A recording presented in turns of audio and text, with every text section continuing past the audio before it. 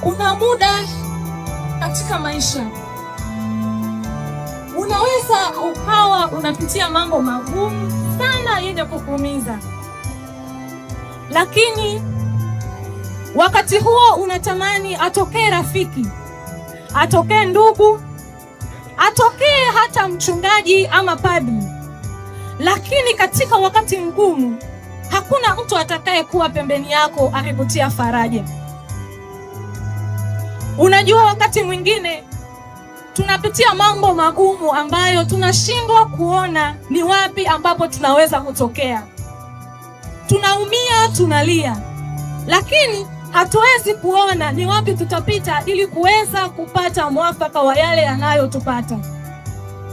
Sikiliza mpendwa, nikwambie, mara nyingi tunapokuwa tunapata majaribu, tunaogopa na kuona ya kwamba Mungu ametuacha na hakuna njia nyingine ambayo inaweza kushinda yale majaribu tunayoyapitia.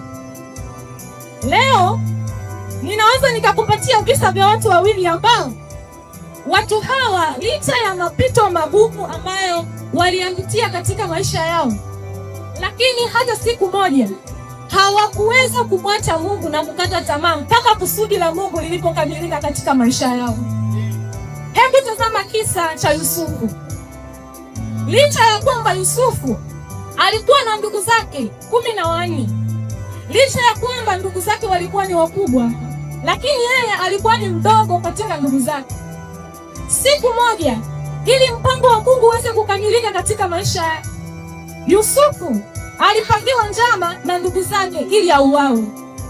Lakini kwa sababu kusudi la Mungu lilikuwa halijatimia ndani ya Yusufu, Mwenyezi Mungu alitumia ndugu zake mmojawapo kuleta wazo jipya litakalookoa yeye asife.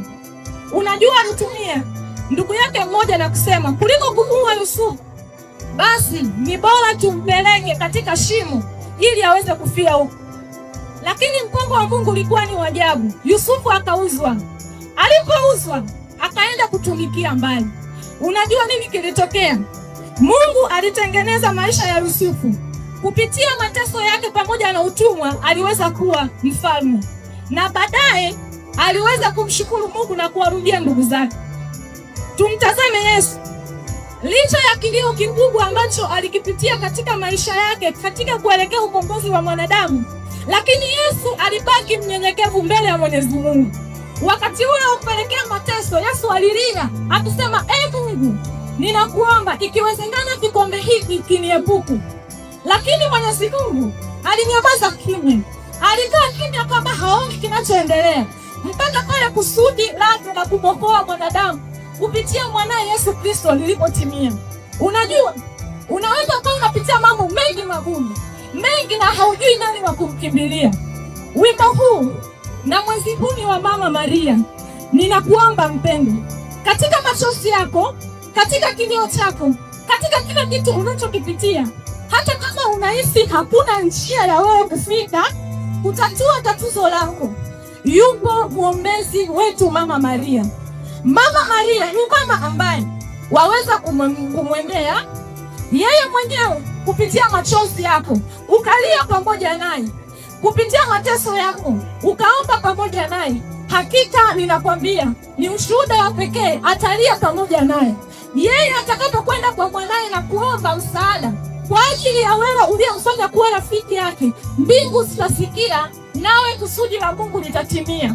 Hivyo ninachokuomba, usiogope majaribu, bali piga magoti umwombe Mungu akupatie njia sahihi ya wewe kuweza kuepuka na kuweza kutimiza kusudi la Mungu ndani ya maisha yako. Mama, tunakukimbilia. Mama, tunakuimbia.